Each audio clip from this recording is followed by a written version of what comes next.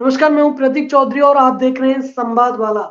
दो राज्यपालों से मीटिंग होती है। एक होती है राजस्थान के अंदर, जहां पर के नए नए जो चुनाव के जो रिजल्ट हैं वो आए हैं, और एक होती है पंजाब में, जो कि आम आदमी पार्टी शासित राज्य है। हालांकि राज्यपालों का किसी भी पार्टी से कोई भी जो संबंध है वो नहीं होता है। कपिल फौजी जी, मैं आपसे एक चीज पूछना चाहता हूं कि देखिए, आपकी भी जो मुलाकात है वो राज्यपाल से हुई, और सूबेदार अर्जुन सिंह राठौर जो कि एफबीए के अध्यक्ष हैं, उनकी भी जो मुलाकात है वो राजस्थान के राज्यपाल से हुई। दोनों में क्या क्या डिफरेंस हो गया? प्रतीक भाई, पहले तो मैं आपको धन्यवाद करता हूं और आपके दर्शकों को भी मैं नमस्कार करता हूं। और जितने भी भाई देखें, जो जंतर मंतर की खबरें दिखाते हैं पत्रकार, वो उनको भाई एक दूसरे के पास में भेजे जिनसे उसके पास में जागरूकता है। प्रतीक भाई, पहली बात का तो मैं आपकी बात को काटता हूं कि जो हमारे सम्मानित हैं सूबेदार अर्जुन सिंह राठौड़ जिनका आपने नाम लिया, वो एफयू के कोई भी अध्यक्ष नहीं है। उनको अविश्वास प्रस्ताव से बाहर कर दिया गया था और उन्होंने खुद एक न्यूज चैनल को इंटरव्यू दिया था कि उन्होंने खुद बोला था कि 16 मेंबर हैं हाँ। जो सबका सैनिक संघर्ष कमेटी के साथ है, और टोटल जो फाउंडर मेंबर थे एफयू में वो 26 थे। तो 16 का बहुमत हमारे पास में है, तो ऑटोमेटिक वो अविश्वास प्रस्ताव से बाहर हो गई। ये लोकतंत्र बोलता है, जिसके पास में बहुमत होता है वही प्रधानमंत्री होता है, वही मुख्यमंत्री होता है। जो माननीय राठौड़ साहब है वो जबरदस्ती एक विशेष राजनीतिक पार्टी के इशारे पे जबरदस्ती हमारे पूर्व सैनिकों को भटकाने की और गुमराह करने की कोशिश करे। बहुमत हमारे पास में है, और आज जो फेडरेशन है वो फेडरेशन भी हमारे पास में, और फेडरेशन का जो अध्यक्ष का जो कामकाज संभाल रहे हैं वो जो वाइस प्रेसिडेंट थे सूबेदार मेजर एसपी कौशल साहब गुरदासपुर पंजाब से, वो संभाल रहे हैं। उसके बाद में जो माननीय जेडब्ल्यू नलिन तलवार जी जो जनरल सेक्रेटरी, वही इस पद को संभालेंगे। इसमें अर्जुन सिंह राठौड़ का कोई लेना देना नहीं। ये लीगल जो मैं बोल रहा हूं वो प्रक्रिया है, क्योंकि उन्होंने खुद बोला कि 16 मेंबरों का हमारे पास में बहुमत है। दूसरी बात आपने बोला कि राज्यपालों से मुलाकात हुई, तो मैं माननीय राजस्थान के हमारे जो सम्मानित है, मैं राठौड़ साहब को भी इस चीज के लिए धन्यवाद करता हूं। मैं जहां तक सोचता हूं, जो राठौड़ साहब ने मुलाकात की है राज्यपाल से, तो उन्होंने 2024 का जो इलेक्शन होना है देश के अंदर एमपी का, उसी के बारे में उन्होंने एक प्रेजेंटेशन दिया होगा, क्योंकि वो अभी जो जबरदस्ती गुमराह करके अविश्वास प्रस्ताव पास करने के बाद में भी उन्होंने एक इलेक्शन करवाया ऑनलाइन लिंक भेज के।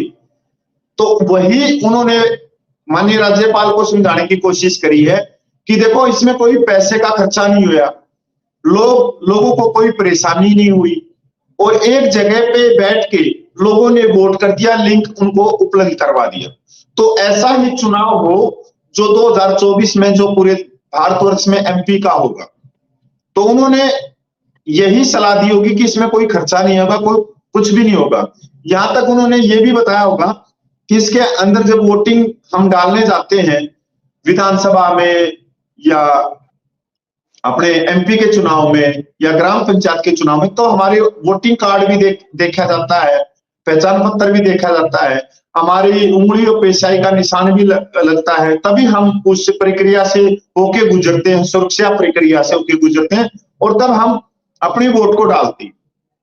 तो इनका जो है लिंक है, या जो इन्होंने ऑनलाइन प्रक्रिया करी, वो लोकतंत्र के अलग ही प्रभाव में, मतलब लोकतंत्र संविधान के दायरे से बाहर है। तो इन्होंने यही बताया होगा जाके, और तो मेरे को नहीं लगता। दूसरी बात आप देखोगे, उन्होंने बड़े अच्छे मेडल भी लगा रखे थे, अच्छा सा टोपी भी पहन रखी थी, अच्छे साफ सुथरे कपड़े भी पहन रखे थे। तो माननीय राज्यपाल ने सोचा होगा कि भाई, जब इतने अच्छे कपड़े पहन सकते हैं, इतने अच्छे नहा धो के आ सकते हैं मेरे सामने, ऐसे ऐसे जैसे मैंने उनका फोटो देखा था तो वो ऐसे हाथ करके बैठे थे दोनों पैरों के बीच में, तो वो सामने में बैठे थे। तो अगर आपके सामने कोई बैठेगा पूरा कोट टाई लगा के, तो आप पहली नजर में सोच जाओगे कि इनको कोई आर्थिक स्थिति का नुकसान नहीं है, ना ही इनको पे पेंशन की चिंता है, ना ही इनको न्याय की चिंता है, ना ही इनको आत्मसम्मान की, क्योंकि इनका आत्मसम्मान जब इतना बड़ा है तो कोट टाई लगा के आते हैं। दूसरी बात है हमारी, जो हम माननीय राज्यपाल से मिले तो 25 नवंबर को हमने माननीय राज्यपाल से समय नहीं मांगा। दोनों ही में बहुत बड़ा अंतर है। पिछले 10 महीनों से जंतर मंतर पे आंदोलन चल रहा है। पूरे देश के पूर्व सैनिकों का आशीर्वाद, उनकी ताकत, उनका हौसला, उनका न्याय, उनका आत्मसम्मान, उनका स्वाभिमान, सब कुछ जंतर मंतर पे लगे। और जो कुंभकर्ण की नींद सो रही है जो केंद्र सरकार, उसको जगाने के लिए 25 नवंबर को शंभू बॉर्डर के ऊपर रेलवे स्टेशन को जाम किया गया, जबकि वो होना था नई दिल्ली में। और इसके भी दोषी जो हैं वो केंद्र है, क्योंकि केंद्र ने मजबूर किया। क्योंकि जवान आज तक हाथ जोड़ के ये कह रहे हैं केंद्र को कि हमारी जो न्याय की मांग है या हमारा जो न्याय है, आप हमारे को न्याय दो, हमारे साथ में इंसाफ करो। और कोई हमारी बड़ी मांग नहीं है।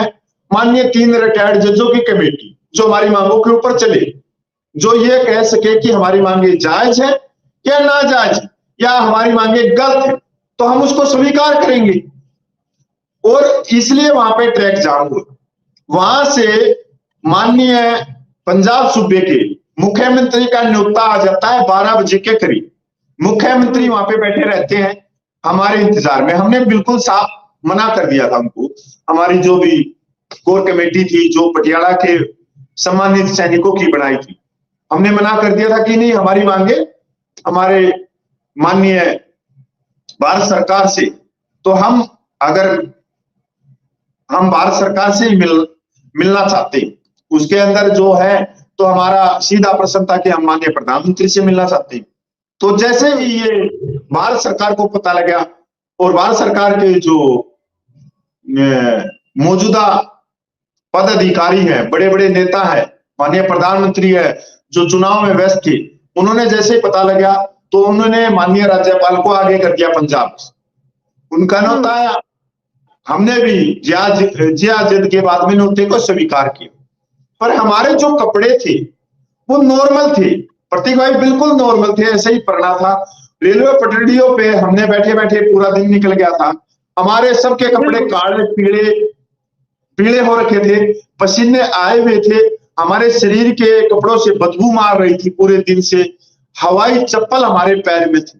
और हम इसी जो आप देख सकते हो, मतलब मैं क्या कहूं इसके बारे में कि जो किसान होता है, मजदूर होता है, तो वो कोट टाई पहन के तो काम नहीं करता और संघर्ष में कभी कोट टाई पहनी नहीं जाती। जब भी हम युद्ध में गए हैं या जो हमारे दुश्मन देशों से जब भी हमारा युद्ध हुआ तो हमारी छातियों पे मेडल नहीं लगते, कंबाइंड ड्रेस पे कभी मेडल नहीं लगते। हम वहां पे कंबाइंड ड्रेस पहनते हैं सिर्फ, वहां मेडल सैडल का इनका कोट टाई का कोई लेना देना नहीं। तो हम भी बिल्कुल देसी लिबास में, हमारे कपड़े इतने मैले कुचले हो गए थे कि कोई आदमी हमारे पास में बैठेगा तो पहले बोलेगा बदबू आ रही, पसीना। हम उन्हीं कपड़ों में, उन्हीं हवाई चप्पलों में माननीय राज्यपाल से मिले थे। और माननीय राज्यपाल को हमने, संविधान ने हमारे को इतना अधिकार ताकत दी है कि आप अपनी न्याय की आवाज आंख से आंख मिला के कर सकते हो। हमने माननीय राज्यपाल से आंख मिला के बात करी। हमने निवेदन नहीं करा, मैं आज भी कह रहा हूं, मैं वहीं पे था, बोलने वाला भी मैं ही था। हमने निवेदन नहीं करा, हमने यही कहा कि आप हमारी मांगों को भारत सरकार तक पहुंचा दो। ये रेलवे ट्रैक 14 घंटे के लिए नहीं, ये 14 दिन के लिए भी जाम हो सकता है और 14 महीने के लिए भी हो सकता है। हम तंग आ गए, हम परेशान हो गए। हम 10 महीने से संविधान के दायरे में वहां बैठे थे। अगर आपने संविधान की शपथ ली है, माननीय प्रधानमंत्री ने, माननीय रक्षा मंत्री ने, माननीय गृह मंत्री ने, तो उस शपथ का क्या हो गया? फिर क्यों नहीं न्याय दे रहे? या तो आप लोगों ने झूठी शपथ ली है माननीय राज्यपाल जी आप बताएं भारत सरकार को जाके। और उन्होंने कहा कि मैं माननीय रक्षा मंत्री से मिलूंगा। हमने उसी समय साफ बोल दिया था कि माननीय रक्षा मंत्री से हमारी 14 मीटिंगें पहले हो चुकी है और हम माननीय रक्षा मंत्री से परेशान होके, तंग होके कि उनके पास में कोई भी डिसीजन नहीं है। वो अपने हाथ खड़े कर देते, भाई मेरी नहीं चलती। तो हम माननीय रक्षा मंत्री को कैसे कसूरवार कह सकते हैं जब उनकी चलती नहीं? उन्होंने साफ साफ बोल दिया कि मेरी नहीं चलती। तो हम प्रतीक भाई आप भी तो जानो, तो हमने वो बातें बोली माननीय राज्यपाल को। और नहीं देखिए, मिलिए माननीय प्रधानमंत्री से, आप मिलिए माननीय गृह मंत्री से। तो हमारा, और जो आपने नाम लिया भी जयपुर से सम्मानित है, उनका और हमारी मीटिंग का दिन रात का फर्क है। और मैं नहीं कहूंगा, ये लाखों पूर्व सैनिक बता देंगे। नहीं, दोनों ने जाके जो वहां पर मांग है वो तो एक ही की है कि जुडिशियल कमेटी चाहिए।